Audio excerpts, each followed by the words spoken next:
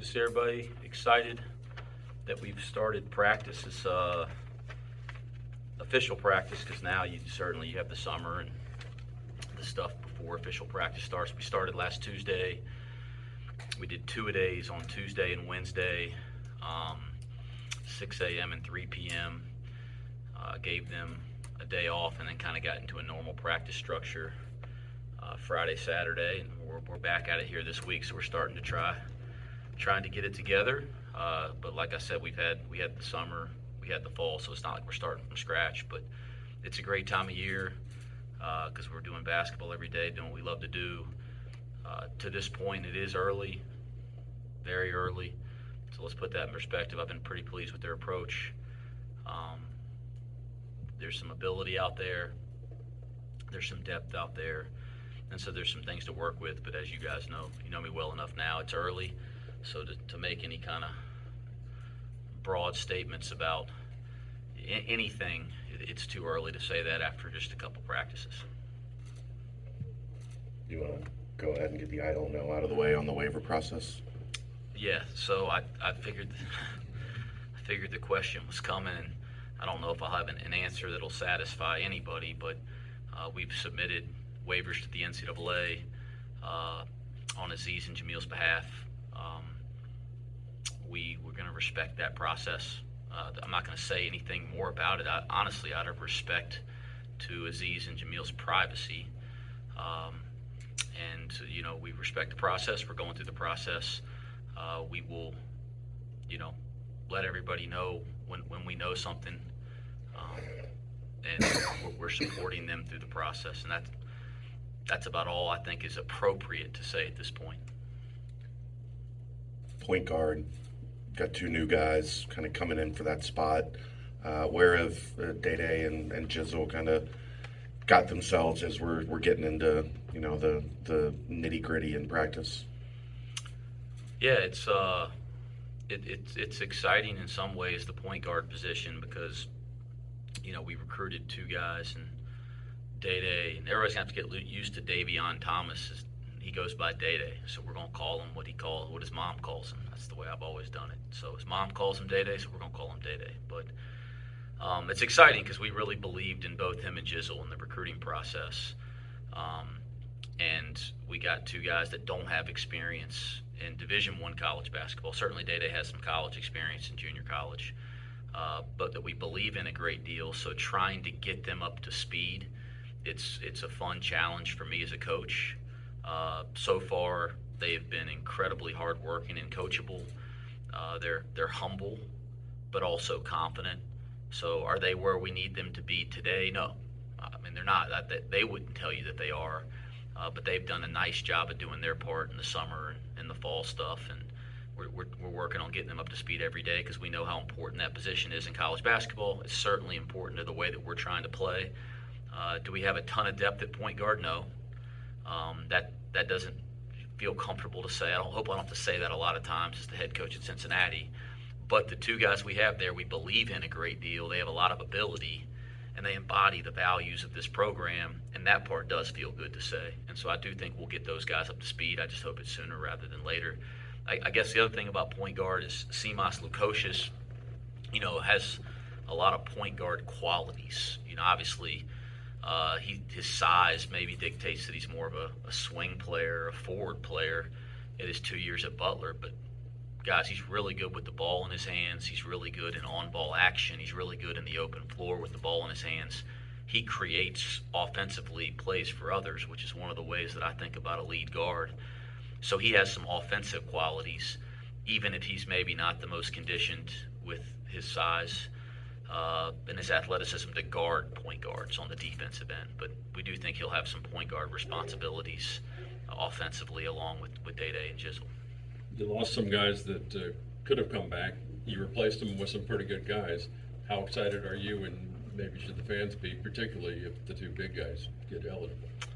Yeah, I think when fans see our team out there on the floor, they'll be excited just about the depth, the length, the size, the athleticism, the mentality. I think that the thing that's been neat is watching that evolve, over the last couple of years. And I think this team's continuing to grow that mentality. It's been kind of a steady growth since I got here, and I think this team will take another huge step there if we do the right things in practice every day. So I think people will be excited to see this group, in its totality for sure. With the amount of turnover on the roster, how much of a challenge has it been for you specifically to kind of get everyone acclimated to each other and the brand of Cincinnati basketball that you want to coach? Yeah, well, turnover in college basketball is part of it now. I mean, the job of being a college basketball coach at this level has probably changed 2 or 3 times since I've even been here. What the job entails. But I think any of my colleagues will tell you, you look around the country, that's pretty normal. So trying to evolve and understand that as a head coach, I think is really important. And I've worked really hard at that. Our staff's worked really hard at that. I will say with the 7 new faces, you go, man, there's a lot of new faces, and a lot of those guys are really important to our success this year.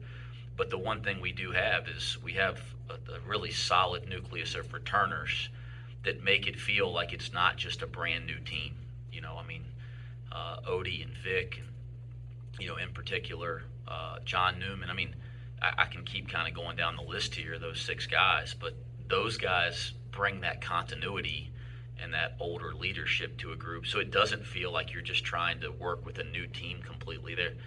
You get into practice and they know the drills and they know the points of emphasis, and so we're actually a lot farther along this year in terms of where we are in practice and where we are as a team, given the transfers and the freshmen.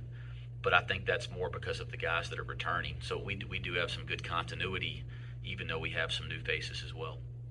A lot of experience on this team. How has that experience helped with the development of Rayvon, Jizzle, and as well as Dan Skillins? Yeah, I think we pride ourselves as a program on development. One thing we talk about a lot is we don't just say that we develop our players. We define what development means to us in every facet of basketball, of strength and conditioning, of mental conditioning, of growing up as a young person. Like, we define what development means, and we have a plan of how we execute that every day. And so we're really proud of the guys that have been in this program, and that the longer they're here, the more they develop. We're proud of that growth. But when you have some guys that have been a part of that process on the team, it helps get buy-in from those new players, because they see, number one, they see the example of how to do it, and the guys that are returning are a great example of how to do it. And then number two, it helps them buy in because those guys have bought in and believe in what we're doing. So yeah, anytime you have older players and continuity in a positive environment, I think we really do have a positive environment. I think the impacts of everybody's growth, across the board is relevant, and certainly we're seeing that, but we're not satisfied. We want even more of it. So you mentioned the newer faces with Seamus, Aziz, Jamil. Just talk about C.J. Frederick a little bit, and what have you seen from him this offseason, heading into the season? Yeah, I think you look at those newcomers this year, it's a wide variety of guys, that have different ability. They kind of play different positions, or maybe have different strengths and weaknesses, and also, different levels of maturity and experience. So you got somebody like C.J. Frederick, who, he might have as much experience in college basketball as anybody I've coached over the course of his career. I mean, he's played on NCAA tournament, played on a team that was top 5 in the country the whole year at Iowa, had a chance to win the national championship, and was a starter and key contributor to that team. So it's 2 years there. He's actually 3, I believe. 2, I'm sorry, and then 2 years at Kentucky, and he's been through a lot, which I think gives great perspective to leadership, because he's been one of the key players in both programs that he's played at. He's also sat out and redshirted and fought through injuries. I mean, he really does have a plethora of experience that gives him ability to be mature and lead. And the neat thing about him is he has a really unique way of connecting to everybody around him. Like, he's one of those guys that comes in and does a good job connecting with the whole team. So yeah, he brings something different than Jizzle and Rayvon do, because they're coming from such different perspectives. But he's done a nice job of working with our whole team. And certainly we have really high expectations for CJ, and I'll tell everybody, because I'm sure this is what people are that know him or followed him are going to ask. He's had a really healthy summer and a healthy preseason. I think it's his first summer in a couple years, or off season, that he's been able to even participate. I didn't realize this until I started getting to know him here this spring, but he didn't play basketball, live basketball, wasn't cleared for live basketball until the first day of practice last year at Kentucky. Man, that's really hard. That's really hard that you haven't had any summer, any build-up training, and then you get thrown into it. So he's had that here all summer, all fall. He's healthy, knock on wood, and I think that puts him in position to really perform well for us. Speaking of build up, the non-conference slate, how did that all come together? Obviously, heavy home scheduling and no holiday tournament this year compared to going to Maui last year. Yeah, it was obviously there's strategically, you're transitioning to a new conference, and it's been the best basketball conference in America, for the last recent history, right? I mean, I think it's almost inarguable. I always say people in recruiting try to act like their leagues are better, and you kind of laugh because it's one thing you can't argue. Doesn't matter what metric you value over the last 5 or 6 years. It doesn't matter whether it's national championships, whether it's KenPom, whether it's the net. I mean, you any advanced analytical system. This league has been the best league in college basketball for 5 or 6 years. So you're entering that league, and you don't have experience in that league. We wanted to make sure that we were at home a lot because we're going to be on the road a ton, traveling all over the country. Now we go to Utah, and we'll go to Arizona here in a couple of years. So we wanted to make sure we were home, that we got a chance to build our team here, in Cincinnati. We didn't want to over travel early. Certainly that doesn't mean that we padded our schedule, because I look at our schedule and there's some real challenges, and they might not be all names that our fans will go, wow, that's a crazy challenge. But I think if people really look at some of the opponents that are coming in here, some of them are picked to win their league, or some of them played in the NCAA tournament last year. A lot of them are picked in the top 3 in their league. So we challenged ourselves more than people may think, but trying to be home and trying to be around the area was really important. I look at, like the Dayton game, that'll be a really intense environment. I think there's traditional rivalry there from the location and history. So that'll be something that'll really challenge us, prepare us for league play. Obviously, the crosstown shootout's going to be that every year. Damon Stoudemire and I were able to get together and agree on a home and home, so we'll play Georgia Tech here. So those are some of the marquee games for sure. But I think people can't look just at those. I think there's some other really challenging games on the schedule. So I think it was a nice balance of challenging ourselves a little bit, but trying to be home and trying to get ready for this transition into the Big 12. Guy that used to sit in that chair a few years ago used to talk about being able to dance all the dances. Do you feel like with this roster, you've got the opportunity to play big, play small, be able to crank up the tempo, be able to grind people out? Do you feel like maybe for the first time here, you've got a roster that can do all the different things? I do. Yeah. I mean, I think we've tried to build it that way for certain, Chad, that we have some versatility, some lineup versatility. People know how aggressive I want to play defense. You look at 12 years as a head coach, and over the overwhelming majority of that, we've been a aggressive defense and a successful defense. So we want to do that here at the highest level. You have to have rim presence to do that. I believe to really extend pressure, you got to have guys at the rim that make you pay for just getting down there. And I think you have to have the positional size to do that. So defensively, I think we've crafted a roster that has some of those components. I think we've made sure our style of play allows for lineup versatility. So the stuff that we've really spent time on in the summer and the fall is whether we have 2 big guys out there, your traditional big guys, or whether we have one big with some swing forwards, which we have quite a few of those as well. The habits of how we play offensively and defensively are very consistent, so that we can sub or change a lineup, which may really impact our opponent, but doesn't have us thinking a whole lot. It's pretty seamless, and so I'm proud of the roster that's been crafted, but also proud of kind of some of the structure our staff's come up with to make it all work. going into a new league. Dan Skilling's had some games last year down the stretch where, you just kind of went, wow. And he developed. Has he developed that much more where you're going to see more wows? Listen, we sat in here all year last year, and I think I was really clear, the confidence I have in Dan and his ability, his talent. He was just so young. Not young just because he was a freshman, young to basketball, right? I mean, Dan, most of us started playing basketball when we could walk. I know that's how I was, and most college players are like that. Dan, got to organize basketball much later than most people, and certainly played for great coaches back in Philadelphia, throughout high school and throughout the summer stuff.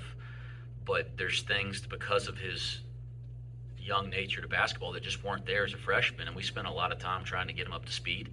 So I think the first thing that I see with Dan, not just now, but over the course of the summer and the fall is, there's just things he understands now that he didn't understand as a freshman. So that learning curve just isn't quite as big, and that's allowing him to go play with his natural instincts and gifts that we've all seen flashes of. So I think we'll see that more consistently because he doesn't have to think quite as much.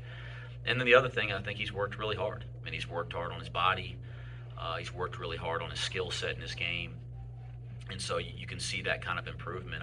I say this to our team all the time. The best thing about freshmen is they become sophomores.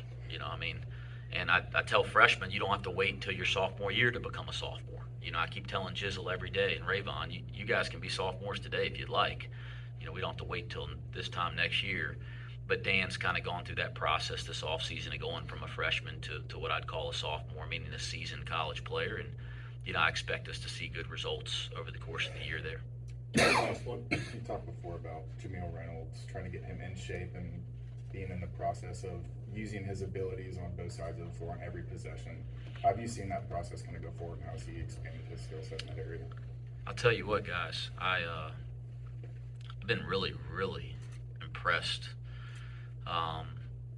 with what he's done since the day that he got here. Number one, I think he feels that he's in a healthy environment. Like, we really value our guys' health and their mental well-being. So I think he's in a really healthy environment where he feels comfortable. And I mean, you just look at it. I mean, he came in, and I was very clear with him from day one. I'm going to do my part for you, but you got to do your part. And part of it is coming in here with the right mindset to work every day. And he comes in, and I don't want to share too much information, but I want to say he's lost 45 pounds in 3 months. And we're seeing, we played against him last year at Temple. And if you really watched him at Temple, there's flashes over the course of every game he played. He makes 2 or 3 plays every night that just make you go, wow, jaw-dropping for somebody with his size, right? And the biggest challenge is getting that to be more consistent. And I kind of felt like getting him in a different kind of condition would allow for that. And I think our hunch was right, because the better shape he gets in, he's really, really invested in doing the right things and the right approach every day. I mean, he's lost a ton of weight. He looks great. He's running the floor as good as anybody on our team. He's maybe one of the best passers I've coached. Might be the best passer I've ever coached in the front court. He's shown the ability to shoot 3-point shots, which is wild. He can actually really shoot the basketball. His scoring on the box is well documented, and he's certainly a presence defensively. I'm trying to get him to get out there and guard guards and move his feet, and I think he thought I was crazy the first couple weeks he was here in the summer asking him to do that. And there's some possessions in practice where I stop and I go, wow, if he can do that consistently, which I believe he's capable of, I think he's going to turn not just the heads of our fans and the people that watch our team, but I think he'll turn heads all across basketball. So I've been pleased with him. He's still got a lot of growing to do, but he's taken some massive steps forward in a really short period of time here. Thanks, Coach.